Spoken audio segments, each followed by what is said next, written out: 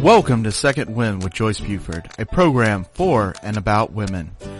Joyce Buford is a certified coach and motivational speaker who has a passion for helping women who need a second wind. She is the author of the Amazon bestseller, Effortless Happiness, How to Find Your Voice and Finally Ask for What You Really Want. She studied directly with her mentor, Jack Canfield, and is a fully certified coach in his program. Also, she has served as an assistant in his training programs. Through her study with many prestigious coaches and mentors, she has created a powerful program that has positively impacted thousands of people.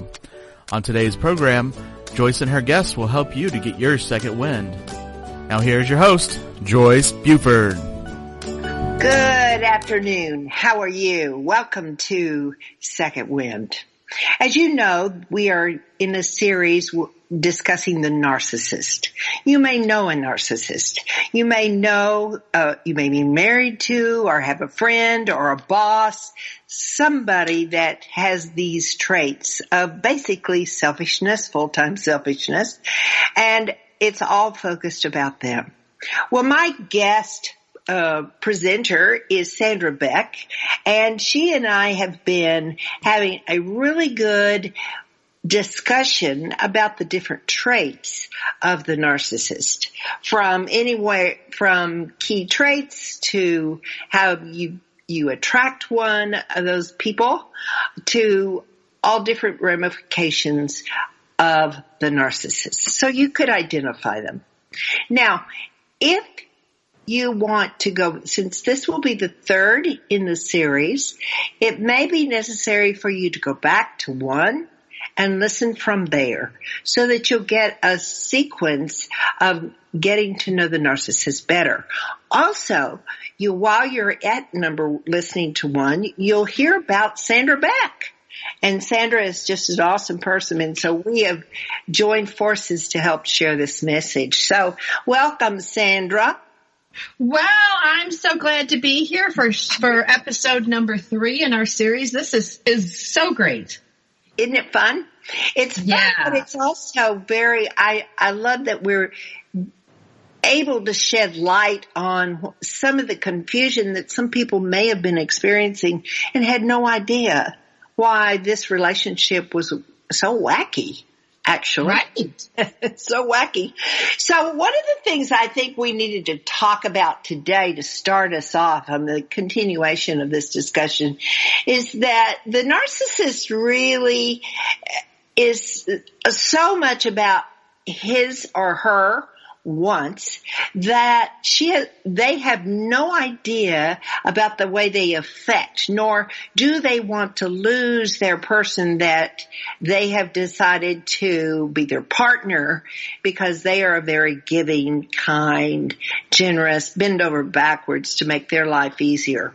So they have been particularly picked by the narcissist to be their partner or employee.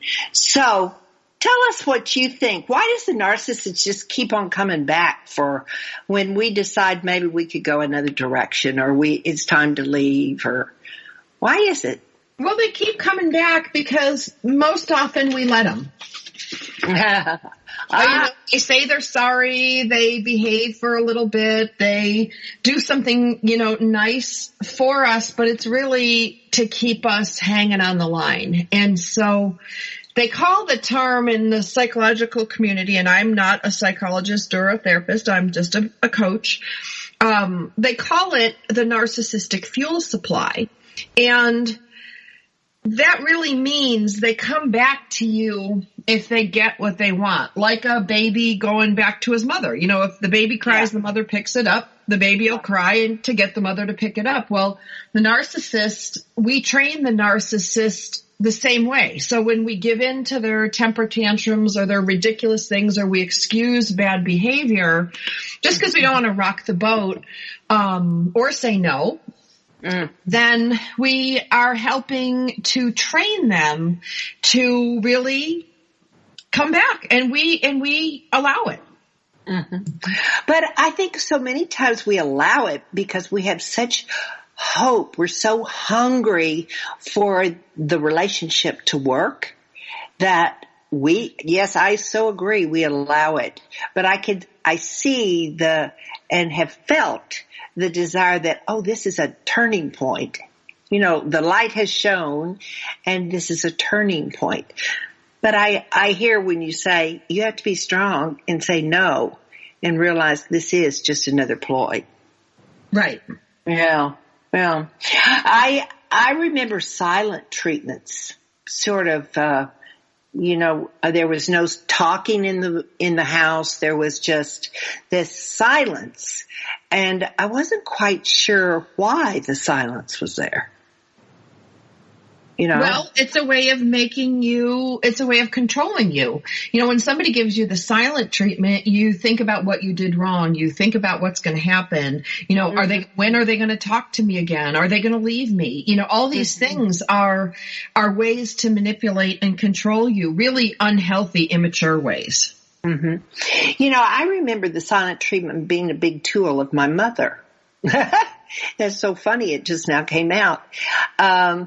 But I think many times we're programmed so early in life with some of those tactics, and she may have been a narcissist in her own right, but we've seen that it's something we're used to, and when it reappears, it's almost like a friend coming back. We identify it, we can see what they're doing, and but yet it feels comfortable. How weird that is.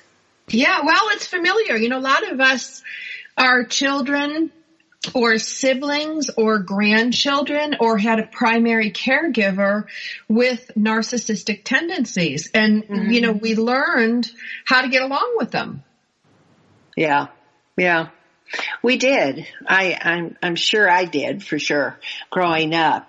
Now, when a narcissist decides that he is moving on because the relationship is not working, there's said that many times they go ahead and choose their next empath, which is what the kind, gentle, sweet person is that he normally looks for, one that's very malleable, easy to shape, that he many times goes and I use he, but it could be she, they choose to go ahead and find their replacement.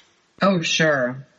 Yeah. Yeah, because I think, when people get replaced by a narcissist, they immediately go to, what did I do wrong? What could I have done better? How could I, they kind of beat themselves up. I know I did.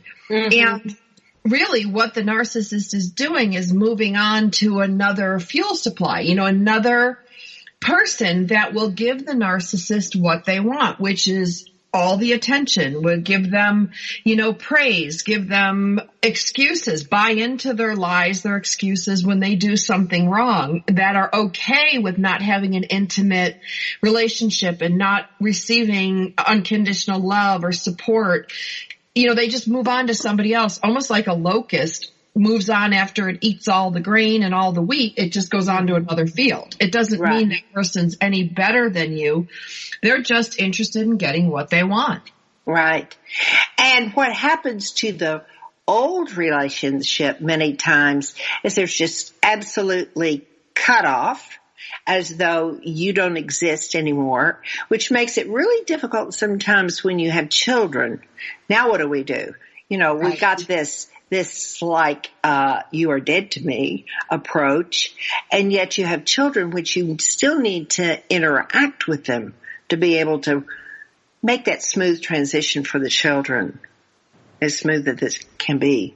It's really hard because part of discarding the parent also means they don't want the kid to be talking to the parent that's been discarded. So in many cases, it's here's your new mother, here's your new father, and they disapprove of their children talking to the old mother or the old father, which has been summarily discarded, and the kids get really uncomfortable, and some of them have to choose between accepting the mother into their life or the father into their life and discarding their own mother and father in order to please the narcissist, it really gets all mixed up. Yeah. Do you think they actually have that conversation that says no conversation goes from this house to the other house? Absolutely. Really? What happens in this house, you do not talk to your mother. There are times when the narcissistic partner told my children, took their phones away. You're not to talk to your mother, while you're with me. Now, that's a double-edged sword because you really don't want to be talking to your kids if they're over during the time with their dad or the time with their mom. But there are times when it's like, Mom, do you know where my soccer cleats are? Are they in my room? Mom, I left my science book home. There's very honest reasons why a kid would need to reach the parent. It doesn't have to mean anything nefarious is going on. And a lot of times when a kid is over with the other parent, they want to talk to the old parent, especially when the mother or father presents this new parent. That freaks the kids out. Right. Yeah, particularly if they didn't expect it. No. In she walks and here she is. Or he walks and here he is. Right. Here's daddy. That happens all the time. People get replaced in marriages. And then the old spouse is the one who caused all the problems and the new spouse is the hero. It's really tough on kids. Right. Yeah. Yeah. I'm absolutely convinced that, the old spouse is the cause of the problem. Oh, and always the scapegoat, always because we know he's trying to create the hero again. I did my best, but But she's this, or, the long-suffering divorcee who blames everything for the next 25 years on her ex-husband, that everything that is wrong in her life is because of this. And that blame game, again, puts kids in a really tough position. Kids are hardwired to love their mother and father. Kids are hardwired to go to their mother and father because they are in pain, because they need stuff. I mean, the survival of the species relies on it. Babies don't pop out self-reliant. So there's a genetic hardwiring in all of us that has us go to that parent. So when you interrupt those parent bonds, or you flip in new parents and drop out existing parents or disparage them, it's really, really hurtful and damaging for the child. Yeah. Yeah. Well, how do you starve a narcissist? And I think that's more about setting up some boundaries. It's absolutely very important that the party that leaves set up some sort of boundary so that she's not constantly, or he's not constantly called back by the narcissist. So, it's really hard for the empath to do that because it's not really in her or his personality to have that quality, but they now need to develop it more or less for protection to, give themselves some peace from, say, the chaotic experience they've had with the narcissist. So what were some of the tactics or things that you put into motion in your own life when you were going through when I was in the separation? Yeah, the separation process and the divorce process, it's the same thing. And it's the same thing whether it's a sibling or a parent or a grandparent.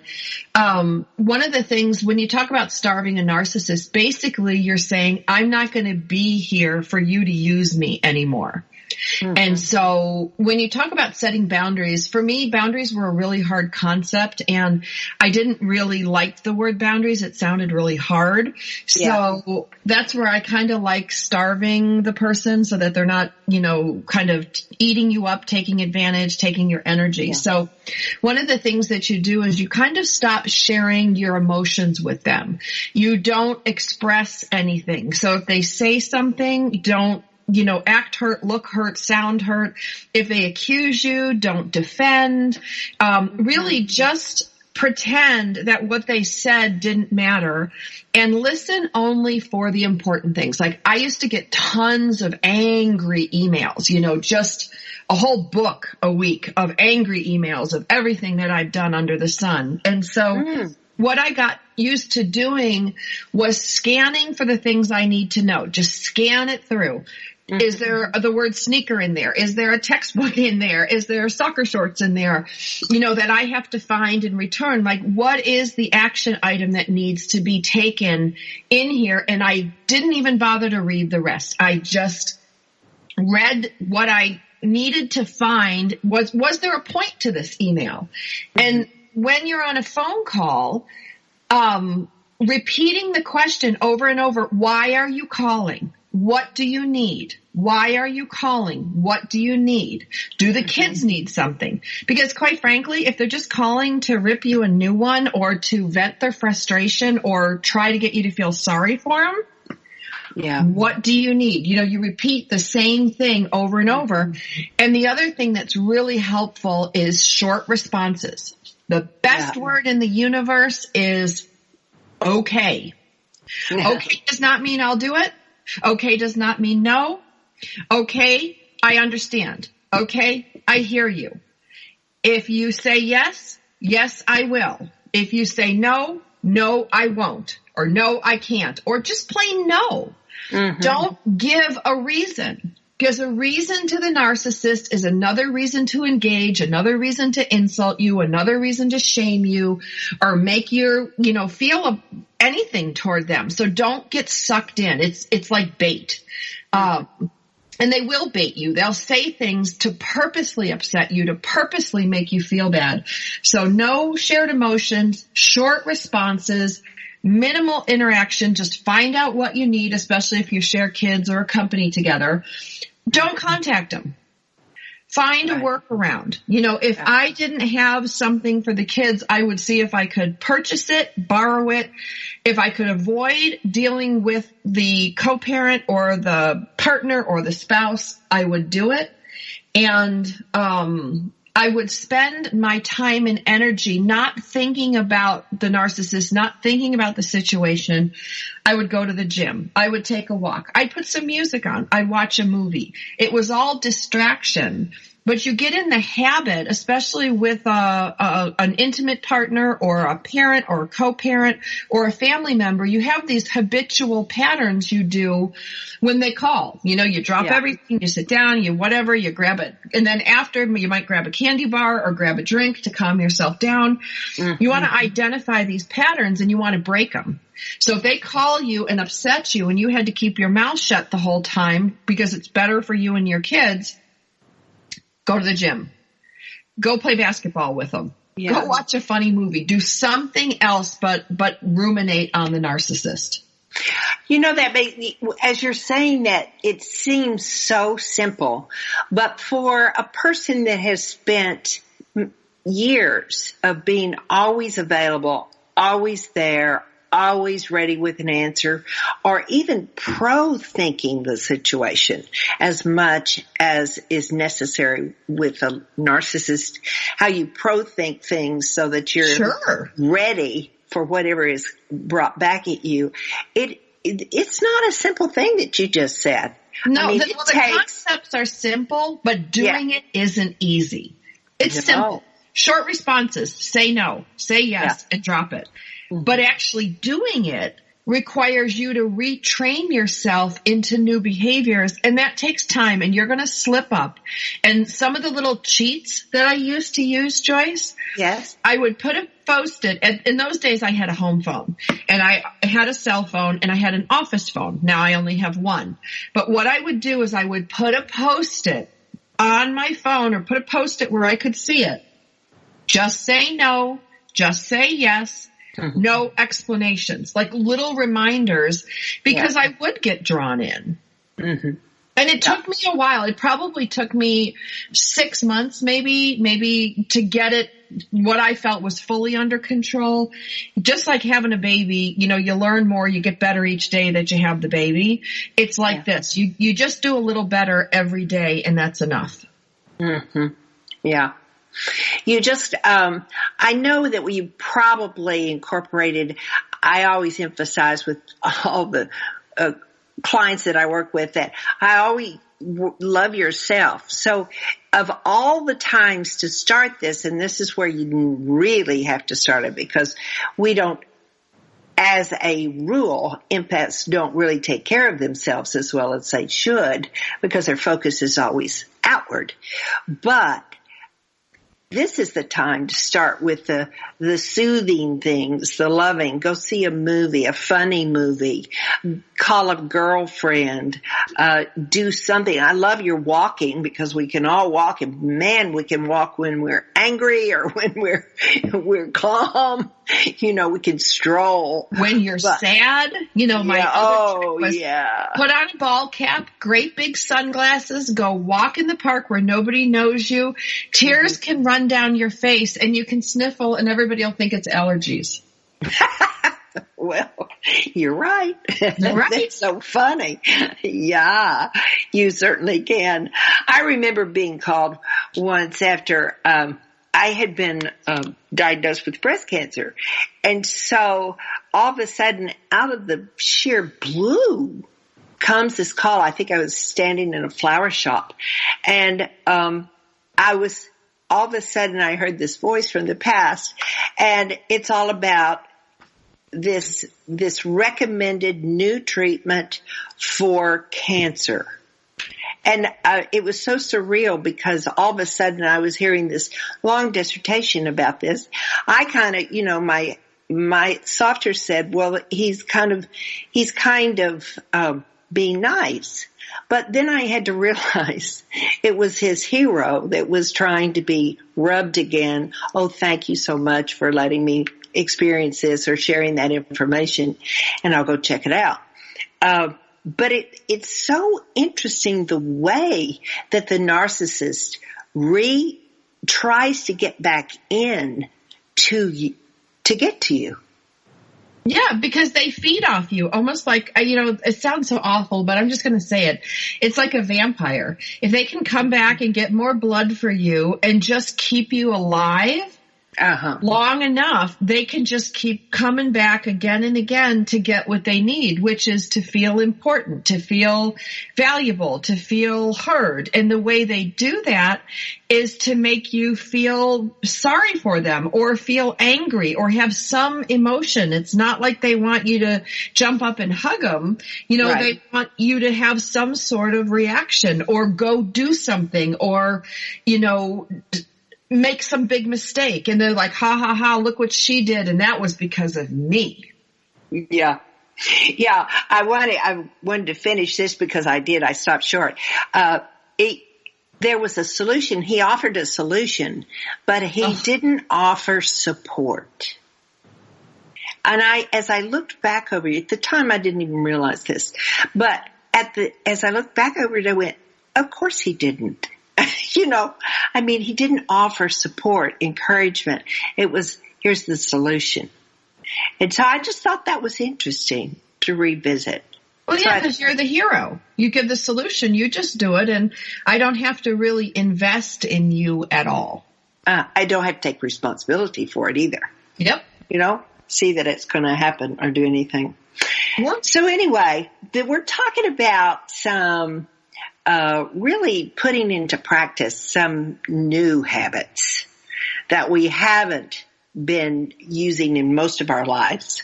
So it's all about investing, but I keep coming back to the one that I think everybody has to, you'll use all these that Sandra has shared with you for sure.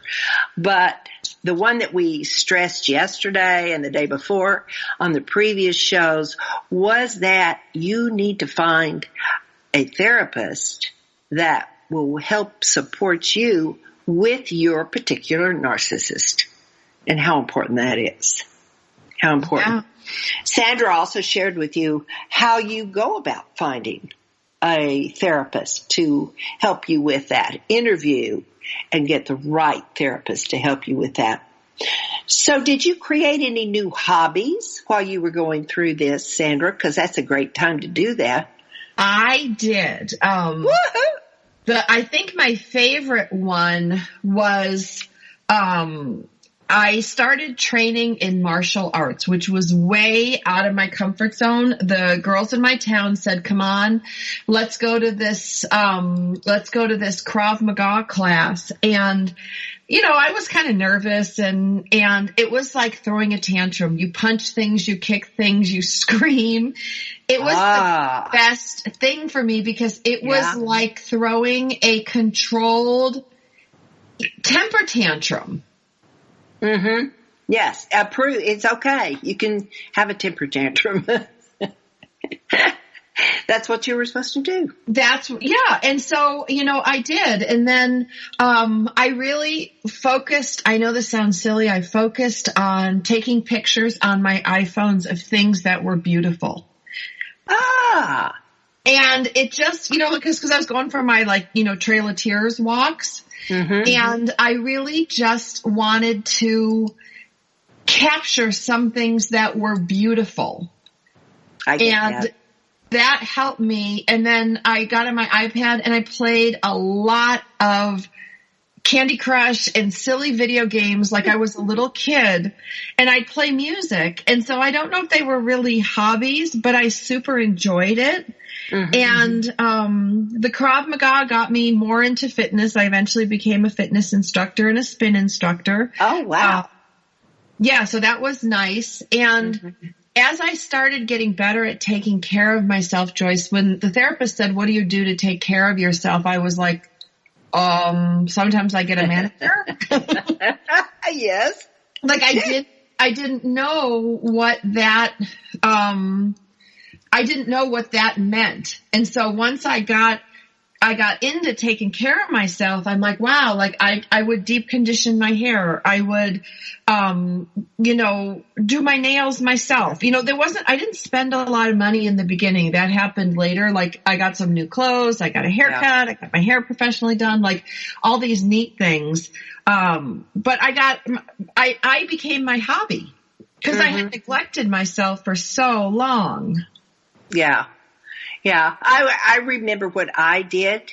And after we come back from break, I'm going to share the thing that I started doing, or I did while I was going through my divorce, that I love and I still have it today.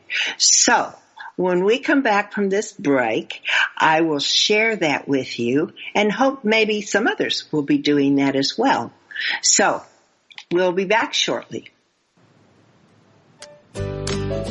Transformational coach, motivational speaker, and author Joyce Buford returns after this short break.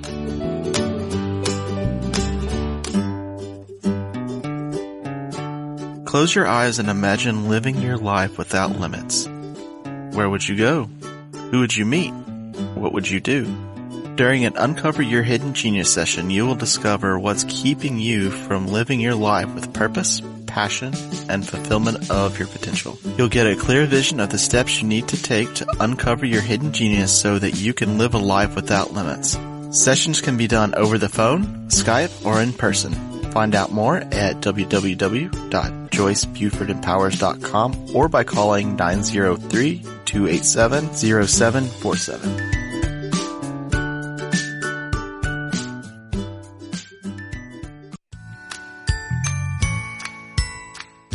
TogiNet Radio has partnered with one of the largest travel booking engines in the world to offer savings of 15 to 30% or more on hotel booking fees through our own web portal, www.bestradiotravel.com. Discover the discount you can receive by going to bestradiotravel.com/Joyce, Joyce, to see for yourself. This is a custom booking site for the listeners of my show through TogiNet Radio. We have negotiated special rates at over 650,000 hotels worldwide to save our customers money. Our members leverage our massive buying power to save thousands of dollars by booking with us. BestRadioTravel.com can beat the best prices offered by any other major travel booking website. Please go to bestradiotravel.com/Joyce, sign up, and enjoy the discounts. This is bestradiotravel.com/Joyce, Joyce.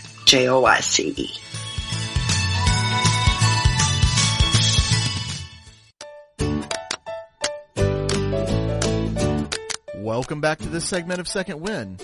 Joyce Buford, the author of Effortless Happiness, continues in this segment to share insights that will help you live a life of greater purpose and filled with happiness. Now here's our host, author and coach, Joyce Buford. Welcome back. Now, just before we went to break, we were talking about how you pamper yourself, how you treat yourself. And one of the things Sandra was so great about sharing hers, and as she was talking, one thing that I did that I just love and I still have the benefits of it today is I was feeling so starved for love as I was going through that very difficult time of divorce and afterwards. And all I could think about was finding a puppy. I needed a puppy. I need something that just gave me unconditional love. You know, puppies are, dogs, animals, our animal friends are just so wonderful about, oh, I love you no matter what you look like, how you yell at me or anything. And so it really did the trick for me. It was just absolutely, what I needed at the time. Oh, so, brilliant. Isn't that true? Yes. True? Oh, and can I just say some other things? Like you just spurred on something. Yeah. I've always had dogs. So I have 3 dogs. And, but you know what I bought was comfy pajamas. I bought this really luxurious blanket, because I needed to snuggle up, and whether it was the air conditioning was on or whether it was a cold night, I felt so loved in this, like, oh, it was like white and furry, and, you know, I could just wrap myself up in it. And, you know, I had my little routines for nurturing, you know, this like nice hot bath with a couple bath bombs and, you know, watch a movie on my iPad and then snuggle up. And I also started sleeping in the bed with lots of pillows, so I felt like I wasn't alone. Very good. Well, it's interesting because we are so different as humans. It's really, really important that we listen to our spirit during those times, our intuition that really tells us what we need. Absolutely. And just as you needed filling that bed and the coziness and the luxury of that furry comforter, I needed that puppy licking me and jumping and saying, "Oh, I'm so happy to be here." I love you, Joyce. I love you. Yeah. So that's how you help yourself through those difficult times of that transition. That could work for anything, but it's all about looking and fulfilling that need, recognizing you need it, and go do it for sure. There were some things that I did have to do with my narcissist when I was going through my divorce, and I really had to turn on the ignore button that said, I'm not going to ignore, I'm going to ignore whatever he did this, whatever she did that. I needed to turn on something that sort of gave me a blind spot so that I didn't take it in. You know what I mean? Yes. You just have to be able to turn that off. You do. Because it's going to happen. And the criticism's going to come. And the guilt and the fear and the shame and just about every other negative emotion under the sun. So you just be prepared for it. Right. And I have to say that one of the biggest challenges for me is of course coming from that environment and carrying the main shame of the divorce, because I had wanted the divorce. It was hard for me not to want to justify to people. And I'll be honest, I maybe did it once or twice to my kids. And I learned pretty quickly that wasn't it. But, we're all human and we all want to be liked, or I wanted to be liked. So I think that's a really tough part of the process, is to allow yourself to stumble and then go, okay, I'm correcting this today. So I want to give everybody out there permission to slip, but there are certain things you have to do. And one of them is put up a wall toward that narcissist that can still continue to hurt you from distance. Sure. Yeah. Well, and the other thing, Joyce, too, that, you talk about, giving yourself permission. You can't live with crazy without being a little crazy and driving your kids a little crazy. So give yourself a break as you leave this kind of crazy household, like this, just, you recognize this is insane what's going on. Mm-hmm. So you're going to have done some things that maybe you wouldn't do under other circumstances. So give yourself a break. And all you have to do is do your best every day. Mm-hmm. If you do your best, that's enough. Not every day, it's like fitness. You go to the gym and ride the bike every day. I go anywhere from 14 miles in an hour, Joyce, to 22 miles in an hour. Oh my goodness. So, but, look at that big wide berth. So some days I'm tired. I don't do as well. Some days I'm rocking and I do 22 miles in the hour, crazy. Right. That's how it is when you're changing after you've been in a relationship, work, personal, or otherwise, with a narcissist. Some days you do great. Some days you don't do so great. You're tired, you're hungry, you're frustrated, you're lonely, you slip. Okay. The more important thing is to keep going. Definitely. Just pick yourself back up and keep on. That's it. Yeah. Keep it on. One of the things you can do that really, really drives the narcissist crazy is you can be successful and happy. Your life can go on with much more joy than you've ever experienced. It was just more fun to publish my book and have success with that. I was riding high, I was so happy, and that all came out of a reward to me to actually be able to get a book published, write a book, get it published. So I know that success story for me was not easy for my narcissist to take. No, it was probably really great for the rest of us. Yeah, because they don't want you to be successful. They don't want you to show them up. They want you to stay in your place and be miserable and be heartbroken the rest of your life because they're not with you anymore. Mm-hmm. Wrong. Nah. Because that's, you want to get a narcissist back. Live a good life. Be happy. Enjoy your kids. Enjoy your family. Enjoy your friends. Work out. Live a full life. That is the best retaliation. Right. Yeah. So after that is when I got into coaching. And so that was all really for part of my recovery. I needed to find that recovery for myself. And then I just love the the coaching part so much that in helping other people, because I'm a volunteer and nonprofit person, and it's just in my nature to want to help other people. So anyway, it was a natural thing for me to feed into. And were you already doing your life's work, Sandra? Not really. That's the thing, that there's some gifts, when you leave a marriage or you leave a relationship with a narcissist, you don't realize that there are gifts there.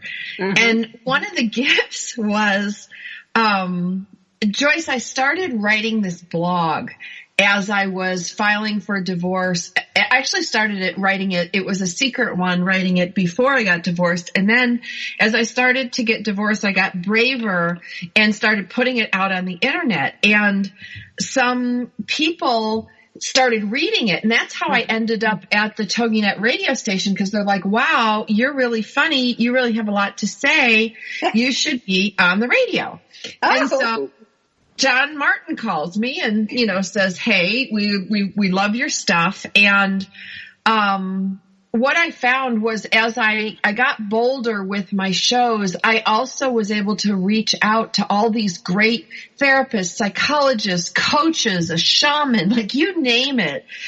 And I would ask them questions, and I did a lot of shows about this, about divorce, about what to do, how to be your best. And, it was the biggest gift. And I didn't wake up ever in my life thinking I would be a radio host, that I would be a person of influence, like never. So I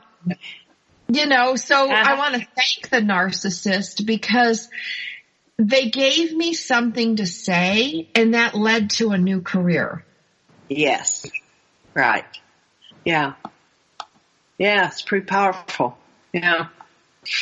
So, as we talked a little bit about this subject yesterday, and I don't want anybody to slide over this, the importance of, Sandra found her therapy through work, through writing, which we all know is a valuable tool in helping you process the sadness, the pain, the growth, you get to go back and look at it and revisit it several different ways. Writing is a big healing tool. You were always a writer, right?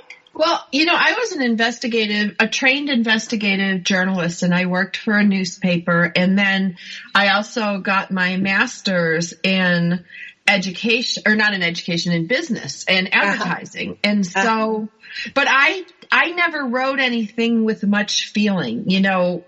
I wrote a lot of technical things. Yeah. And I'm just going to share this because I do think it's really funny. And it did help me a lot. When my therapist gave me a journal, and you would think, okay, I'm a trained writer, that I could write.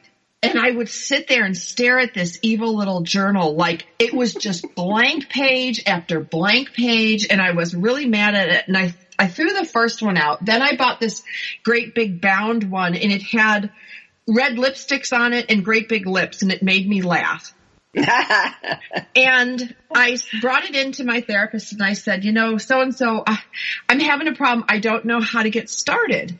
So she takes this marker, like she's so funny.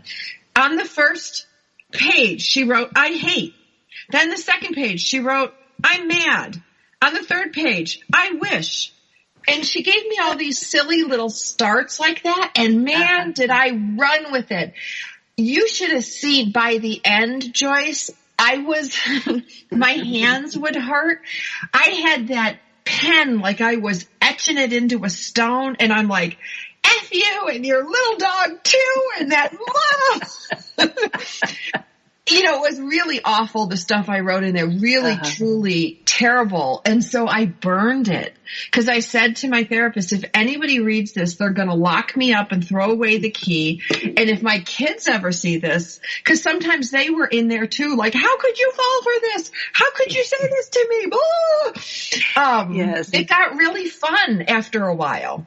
Yeah. And I still use it. And now I just use napkins or backs of restaurant papers. Like whenever I have a really negative feeling about something, I take my pen and I I always start the same. I am so mad. And then I start what I'm so mad about. Very good. Very good. I like that. Yeah, and you can do it on a napkin. You just need a pen and, you could do it in chalk on a sidewalk if you needed to. Well, it's very impromptu if you're using napkins. Mm-hmm. When the spirit moves you, so you will write, right? Right. Well, we live in an era where you need these kits for everything, like a journal kit. You have to have a journal. Well, no, you really don't. You can have an envelope, a piece of paper. You can have just about anything. The point is to take that emotion and put it somewhere other than your body, because that emotion can make you sick. Mm-hmm. Give you a headache, give you a stomach ache. There's even some German studies that say it gives you cancer. So the point is to get it out of your body. Yes. Yeah. I bet you would have had a lot to write after that first visit with your husband to the therapist. Oh, yeah. I went one time with my ex-husband and his new wife for some family counseling, and it was so awful. And I got up and left in the middle of it, and I cried for hours after. And, I get up every day, Joyce, and I raise kids, and I go to a company, and I do a really good job. And I was sitting in my minivan in the middle of a parking lot at a Jack in the Box, bawling my eyes out. Yeah. And I say that because there's no good looking way to go through this. No, there's not. And if you were like me, the tears would come absolutely at the most unpredictable places. Oh, the worst places. But the reason I say the therapist is because I've never really had envisioned how perfectly I was sacrificed. Than that visit to that therapist. I was the meat, and the meat wasn't fixing it right. So I was the sacrificial lamb, if you will, and it was just so eye-opening and so hurtful to see. And I think that's a common happening to most people, that when they first start into therapy work as a couple, their narcissist will hang them out to dry. Oh, and throw them under the bus. Oh, yes. And we think we're going there to fix the marriage, and yet we're going there for the therapist to get us fixed. Right. And Joyce, with my narcissistic partner, the first therapist I went to, and I hadn't really been to therapy before, so I didn't understand. I had been in group therapy in college, as a swimmer and as to make sure that nobody had eating disorders and all this stuff. So it was not like I wasn't unfamiliar with stuff, but I sat in there, and my narcissistic partner came in with a yellow legal pad with a list of my offenses. Oh, no. And I just sat there like, are you freaking kidding me? Like, I didn't know I was supposed to bring a list. And then I'm like trying to think about, how do I defend myself? What do I put on my list? Like, it was insane. Yeah. But were you not surprised at how openly the therapist received everything? I mean, just took it as law. I know. The first one? That's why I didn't go back. I was like, are you kidding me? This was an ambush. If my kids had come into me, two of them, and one of them had sandbagged the other one like I was sandbagged, yes, there'd be hell to pay. Like, you don't do this. This is not about working this out. This was just another way to beat me up. Mm-hmm. Mm-hmm. Yeah. I wonder how long that had been planned. Who knows? Don't know. But the important thing that you can take away from this today, my dear listeners out there, is that it's really important to choose the right therapist. Sandra was really generous in sharing the knowledge that she had gained in the importance of choosing the correct psychologist or therapist.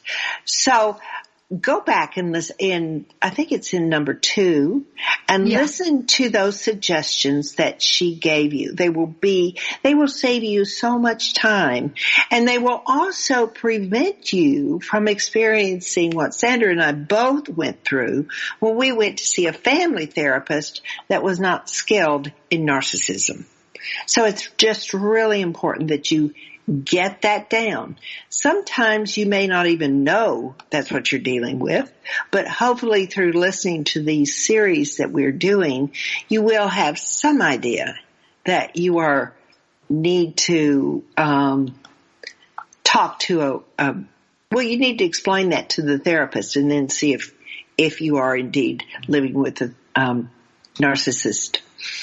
And again, you can listen to YouTube, but it's not your counselor. You need the counselor. It's going to offer you everything, and it's going to be very general. Every narcissist is different, and just as you are unique as well. So we need to pay attention to that.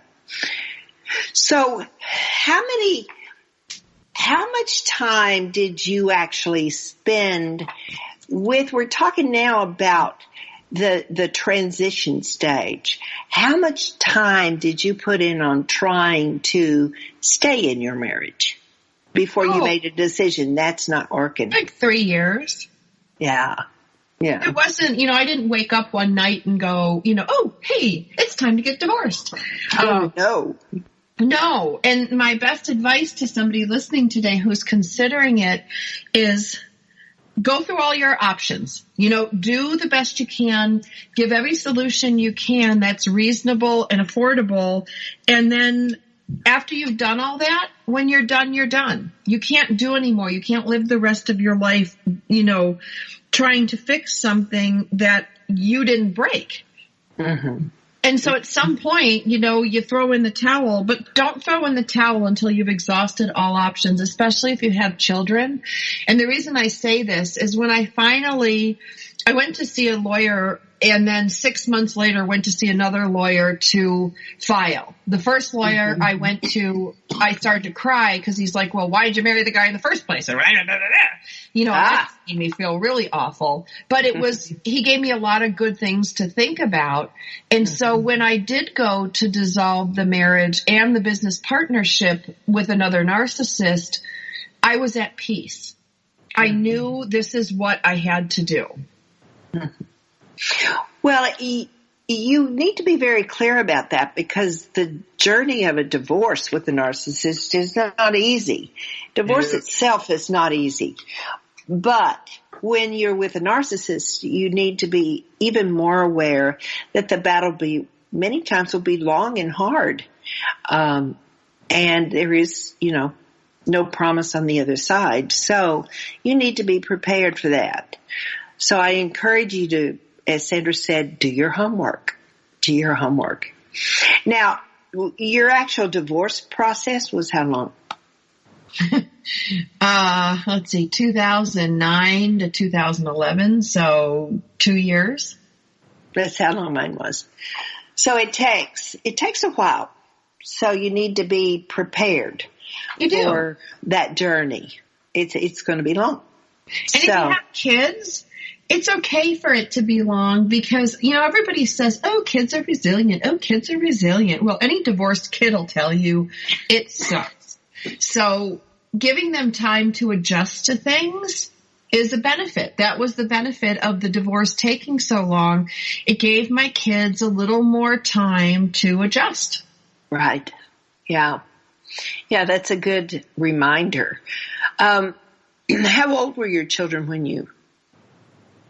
Well, I filed when they were like 3 months old and 2.5 years old, and they were like 3 and 5 when the divorce became final. Oh, wow. Yeah. And I know everybody says, oh, well, they were so little, they didn't know. Yeah, They may not have been able to sit up and say, hey, we're going through a divorce and things are changing. But, when mom's stressed and dad's stressed and there's lots of changes and everybody's upset, of course they get it. They don't know what's going on. They just know something's not good. Right. And when mommy's crying, that's probably a big giveaway right there. Oh, yeah. Right? Yeah. And my mom was dying at the same time. I was caring for her, and she was dying of breast cancer. And I would cry every day, and I had no idea why I was crying. And my older son, who was 5 at the time, he'd say, Mommy, are you sad? And I'd say, yeah, I'm sad, because Grandma's going to go to heaven soon. So thankfully, I would tell my mom, she gave me a good out for the kids, because that was something they couldn't understand the going to heaven part, but it was something palatable that you say to a little kid. Yes. Yeah. And they could take that in. Yeah, for sure. Well, we've shared a lot on this segment, a lot about the narcissist. Excuse me, Sandra. Got this cough here. Sandra, can you Yeah. So, we did share a lot about this segment, and, there's 4 shows in total, and I encourage you guys to go back and look at the 3 before this, listen to the one after. If you can, listen in order. If you can't, that's okay too, because the information here is designed to validate you, to comfort you, to support you, and to help you move forward in a direction that's good for you and your family. Thank you. Got a little cough there, but you're so right. It is better if they can go in order, because it does build on it as far as knowledge about the different roles. But sometimes you can't. So each one, I think, stands on its own, which is beautiful job, Sandra. Beautiful job. Good job. We do good. We're job. Good We're job. Good. And it's perfect, Joyce, because, nothing's perfect. And the listeners don't have to be perfect. And you don't have to listen to these in the perfect order. You just have to start today taking care of yourself so that you can take better care of your family. Right. So true. Well, we're about to finish this hour, and we will be moving on. Our next one will be the final segment. But I hope in this segment you've become more comfortable with understanding and identifying the narcissist and loving yourself, realizing that this is the time to take care of you as you make this transition. Love for you to start much earlier than that, but sometimes we do what we do when we have to do it. So I thank you for being here today. I thank you for continuing the series if you've been coming back and listening to it. Sandra, again, I so appreciate all that you add to these programs. It really makes it a fun project to deliver to the audience out there. I'm so glad to be doing this with you. Me too. Yeah. So we will be back with another segment. Hope to see you there. Returns next week at the same time for another edition of Second Wind. Through the Joyce Buford Empowerment System, women are receiving the support they need through their transitions and are able to reclaim their true purpose with confidence. They receive the tools they need to map out new lives. You can find out more about her coaching services at joycebufordempowers.com.